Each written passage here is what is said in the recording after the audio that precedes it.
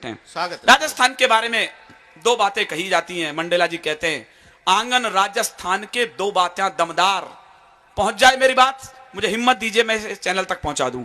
आंगन राजस्थान के दो बातें दमदार, अलगोजा खेता बजे रण खेता तलवार। अलगोजा खेता बजे रण खेता तलवार। मैं बहुत सी मैंने कविताएं सुनी, बहुत से मैंने युद्ध सुने हैं।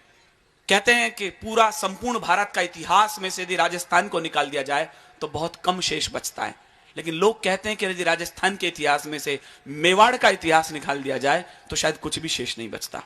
मैंने एक छोटी सी कहानी सुनी है और सच घटना पर आधारित है।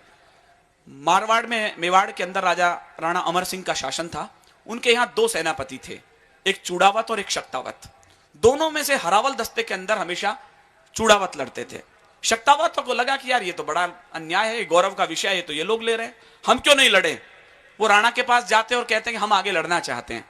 राणा जानते थे कि चूड़ावत मानेंगे नहीं, तो उन्होंने उसके सामने एक छोटी सी शर्त रख दी कि ऐसा है, तुम दोनों सामने वो एक किला है, उसको विजित कर लो। जो भी पहले जाके उसमें झंडा फहरा देगा, पहले प्रवेश कर जाएगा, उसे हरावल दस्ते में आगे लड़ने का अधिकार मिलेगा। राणा को सपने में भी कल्पना नहीं थी कि आने वाले समय का जो युद्ध होगा वो विश्व के इतिहास में अनूठी पहचान रखेगा। बस मैं कविता को आगे रोकता हूं और कविता शुरू करता हूं। राजस्थान क्या है, कविता शुरू होती है। 3 मिनट मेरे साथ रहिएगा। मैं दावा करता हूं यदि कविता नाम की कोई चीज इस दुनिया में सीखने की कोशिश हुई है तो मैं अपने कविता के बीच बोल रहा हूं। सुने। जहां शीशले निज करतल पर युद्ध किया करते हैं, क्या है राजस्थान, सुन लीजिएगा, उसके बाद हम सुरेंद्र जी को सुनेंगे। 3 मिनट मेरे साथ रहिएगा। जहां शीशले निज करतल पर युद्ध किया करते हैं और मान के धनी प्राण धनवार दिया करते हैं, राजस्थानी धरा शौर्य की कथा कहा करती है। लोग कहते हैं पानी बहुत कम है राजस्थान में। विनीत चांद एक लाइन में उत्तर देता है, शायद मेरी कविता शुरू हो जाएगी। जहां शीशले निज करतल पर युद्ध किया करते हैं और मान के धनी प्राण धनवार दिया करते हैं, राजस्थानी धरा शौर्य की कथा कहा करती है। पानी कम है मगर रक्त की नदी बहा करती है। पानी कम है मगर रक्त की नदी बहा करती है। पानी कम है मगर रक्त की नदी बहा करती है। तो राणा पुत्र अमर सिंह भी मेवाड़ वंश गौरव थे। चूड़ावत शक्तावत मानो शत्रु को रौरव थे, किंतु हरावल दस्ते में बस चूड़ावत लड़ते थे। शक्तावत यह देख देख कर मन ही मन कुड़ते थे। यह विचार उन सबको ही बालू सिंह तक ले आया, उनके सेनापति का नाम। यह विचार उन सबको ही बालू सिंह तक ले आया। उद्वेलित बालू सिंह भी झटपट राणा तक धाया। बोला श्रीमन हम भी पौरुष तलवारें रखते हैं, फिर क्यों अग्रिम दस्ते में ये चूड़ावत लड़ते हैं। सम्रांगण में प्राणोत्सव का यह क्रम रोका जाए। एक बार यह मौका शक्तावत को सौंपा जाए। एक बार यह मौका शक्तावत को सौंपा जाए। तो चिंतित राणा ने इसमें देखा भीषण अंदेशा। चूड़ावत सरदार जैत सिंह को भेजा संदेशा। जैत सिंह ने राणा का प्रस्ताव सुना, फिर बोले जैसे पृथ्वी के कंपन को शेषनाग फंडोले। बोले राणा आखिर तुमको क्यों आभास हुआ है। क्या चूड़ावत तलवारों से उठ विश्वास गया है। क्या चूड़ावत तलवारों से उठ विश्वास गया है। आप कहें तो बैरी दल से धरा पाट कर रख दूं, एक लिंग की कसम चरण में शीश काट कर रख दूं। शक्तावत प्रस्तावों ने सच हमको क्रुद्ध किया है और भूल गए घायल कबंध ने पहरों युद्ध किया है। भूल गए घायल कबंध ने पहरों युद्ध किया है। राणा के समझाने पर भी दोनों खड़े हुए थे और विकट हलावल दस्ते खातिर जिद पर अड़े हुए थे। आखिर राणा को ही सूझी सहसा युक्ति नवेली, जिससे वे सुलझा सकते थे उलझी हुई पहेली। उनठाला का किला सबल मुगल सब सैनिक कब्जाए हैं, इस कारण इस धरती पर घन काले घिर आए हैं। जो भी जाकर पहले गढ़ में प्रथम प्रवेश करेगा वही हरावल दस्ते में भी आगे सदा लड़ेगा। अब क्या था, दोनों को अग्रिम पीढ़ी का हक तय करना था। जो कविता समझ सकते हो, मैं कविता का पहला अक्षर बोल रहा हूं, खुद के लिए युद्ध नहीं करना था। अब क्या था, दोनों को अग्रिम पीढ़ी का हक तय करना था। लड़ना क्या था, उन्हें मौत को जाकर ही वरना था।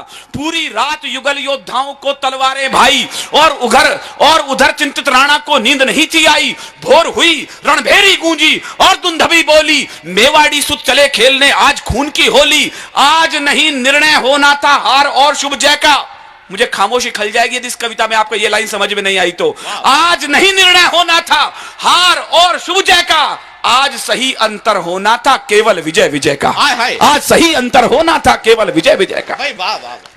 आज सही अंतर होना था केवल विजय विजय का।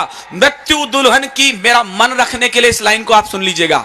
मृत्यु दुल्हन की खातिर दो दूल्हे खड़े हुए थे, कौन वरेगा उसे प्रथम इस जिद पर अड़े हुए थे। कौन वरेगा उसे प्रथम इस जिद पर अड़े हुए थे। और इधर धरती पर अर्थी अग्रिम सजी पड़ी थी, और इधर धरती पर अर्थी अग्रिम सजी पड़ी थी। पहले किसको वरूं इसी उलझन में मृत्यु खड़ी थी। पहले किसको वरूं, इसी उलझन में मृत्यु खड़ी थी। तो भिड़ने लगे काल से खुलकर वीर सुभट अभिमानी, लगी रक्त से खप्पर भरने काली और भवानी।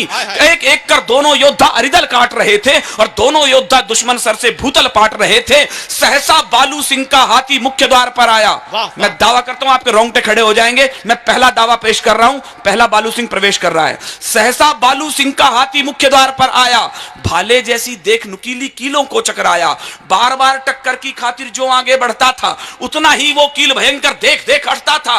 तो बालू सिंह हाथी से कूदा, दरवाजे पर आया, खड़ा हो गया, कील पकड़कर छाती पर चिल्लाया, कहा महावत से हाथी को सीने पर आने दो और सभी शक्तावत वीरों को अंदर जाने दो, और सभी शक्तावत वीरों को अंदर जाने दो, और सभी शक्तावत वीरों को अंदर जाने दो। कहा महावत ने, स्वामी ये कैसे अनर्थ कर दूं, जिसका खाया अन्न उसी के तन पर बर्छी धर दूं। बालू बोला, वीर व्यर्थ मत नाहक समय गंवाओ, समय आ गया मातृभूमि का बढ़कर कर चुका हो, समय आ गया मातृभूमि का बढ़कर कुछ चुकाओ। तो विवश महावत ने हाथी तब आगे बढ़ा दिया था। मैं मंच का ध्यान चाहता हूं इस कविता में। विवश महावत ने हाथी तब आगे बढ़ा दिया था और बालू सिंह ने भी सीना कीलों पर अड़ा दिया था और हाथी ने मस्तक की टक्कर मारी जो प्रलयंकर। दरवाजे गिर गए किले के करते शोर भयंकर, गज मस्तक को भिगो रही थी शत शोणित पिचकारी और दिव्य आरती आज मृत्यु की गजने स्वयं उतारी। दिव्य आरती आज मृत्यु की गजने स्वयं उतारी, दिव्य आरती आज मृत्यु की गजने स्वयं उतारी। बालू सिंह का हाथी घुस रहा है, उसकी पीढ़ी को हक मिलने वाला है कि अब हमेशा वो आगे लड़ेगा। उधर जैत सिंह पीछे से चढ़ रहा है। अंतिम दृश्य देखे, मैं कविता को विराम दे रहा हूं। उधर जैत सिंह भी रण में इतिहास नवल गढ़ता था, बना शत्रु को काल सर्प वो कंगूरे चढ़ता था। जो ही वीर सीढ़ियों से चढ़ कंगूरे तक आया, गोली लगी वक्ष पर सहसा वीर धरा पर आया। जैत सिंह कूदने वाला था किले के अंदर, गोली लग गई, नीचे गिर गया, सारे सपने ढह गए। बालू सिंह का हाथी घुस रहा है। अब जैत सिंह क्या करता है? उधर जैत सिंह भी रण में इतिहास नवल गढ़ता है, बड़ा शत्रु को काल सर्प वो कंगूरे चढ़ता था। गोली लगी वक्ष पर सहसा वीर धरा पर आया, गोली लगी वक्ष पर सहसा वीर धरा पर आया। सोचा अगर किले में बालू पहले प्रथम प्रवेश करेगा, वो ही सदा हरावल दस्ते में भी आगे सदा लड़ेगा। लगी तनिक ना देर उसे भीषण निर्णय लेने में।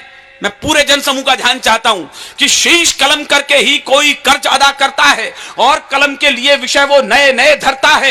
युद्ध देव को जब शोणित का पुण्य अर्घ चढ़ता है, तब जाकर ही सैनिक जय के पथ पर कुछ बढ़ता है, तब जाकर ही सैनिक जय के पथ पर कुछ बढ़ता है। लगी तनिक ना देर उसे भीषण निर्णय लेने में। मैं कविता समाप्त करता हूं। मुझे लगे तालियां मेरे लिए बज गई हैं, सुरेंद्र जी के लिए तो बजती बजती तालियां। मैं कविता को विराम कर रहा हूं।